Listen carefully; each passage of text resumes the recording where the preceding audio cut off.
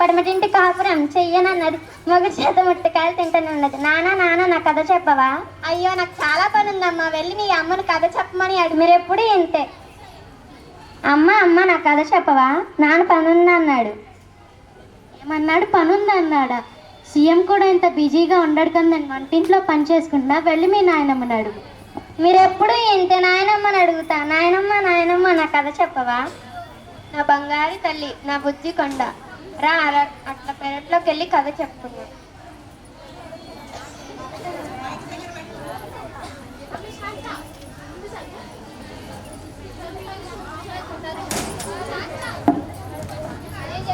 ఏంటి ప్రభా పాచిపోయిన వాసన వస్తుంది? ఏం లేదండి, ఉప్మా పాచిపోయింది, పడేవేయడానికి వెళ్తున్నాను. మరి అంత ఎక్కువగా ఎందుకు చేసావే? మీరు తింటారని చేశానండి.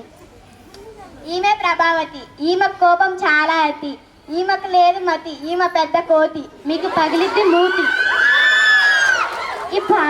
ఈ పాచిపోయిన ఉప్మా ఎందుకు వృధాగా పడేయడం, వెళ్ళా ముసల్దానికి పెడితే పోదు. అత్తయ్యా, ఓ అత్తయ్యా.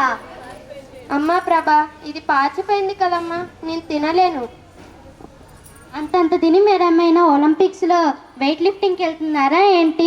ఈ వయసులో జీడిపప్పు ఉప్మా పెట్టాలా ఏంటి? ఛీ, ఈ ముసలిది ఎప్పుడు ఏంటి?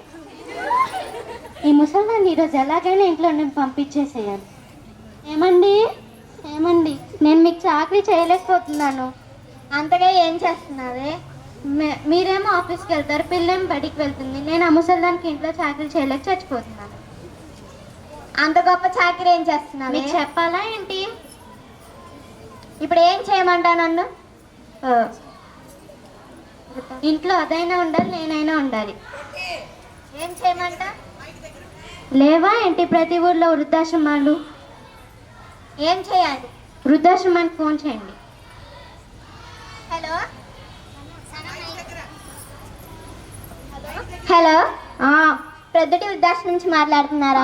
అవునండి, మేము ప్రొద్దుటి వృద్ధాశ్రమం నుంచి మాట్లాడుతున్నాం. మీరు ఎవరినైనా మా వృద్ధాశ్రమంకి పంపించాలనుకుంటున్నారా? అవునండి, మేము మా అమ్మను మీ వృద్ధాశ్రమానికి పంపించాలి. మేము అనాథాలు మాత్రమే చేర్చుకుంటాం. అలాగే. ఏమే అనాథలు మాత్రమే చేర్చుకుంటారా? ఎప్పుడు మీకు ఏం చెప్పాలో కూడా తెలియచ్చు. ఇప్పుడు ఏం చేయాలి? అవునా నాన్న, ఆ నెంబర్ నాకు కూడా ఇవ్వు నాన్న. మీరు ముసలి వాళ్ళు అయిన తర్వాత అక్కడికే పంపిస్తా. చూసారా ఈ ముసల్దాని గారాబం వల్ల ఇది ఎట్లా తయారైందో? అమ్మ నువ్వు కొంచెం సేపు ఆగు. ఇందాక పాచిపోయిన ఉప్మా నాయనమ్మకు పెట్టావు కదా, అది ఏదో నువ్వు తినొచ్చు కదా, లేక నాన్నకి పెట్టొచ్చు కదా, నాకు ఇవ్వచ్చు కదా. అమ్మ ఎందుకమ్మా నాయనమ్మ అంటే అంత కోపం నీకు? నాయనమ్మ అంటే అంత కోపం నీకు? అయినా నీ తెలివి ఎక్కడికి పోయింది నాన్న? నువ్వు నన్ను ఎంత బాగా చూసుకుని ఉంటావు, నాయనమ్మ కూడా నిన్ను ఎంత బాగా చూసుకుని ఉంటుంది కదా నాన్న. ఎంత బాగా చూసుకుని ఉంటుంది, ఆ మాత్రం నీకు అర్థం కాలేదా? రోజు నాతో కథలు చెబుతుంది, ఆడుకుంటుంది. మీరేం పని ఉందని తప్పించుకుంటారు. నాతో ఎవరు ఆడుకోరు.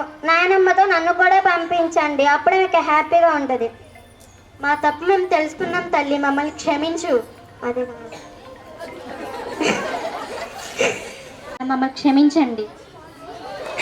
Very good. ఇంకలాగా అండి క్షమించింది, అందుకే మా ముసలిది బంగారు కొండ.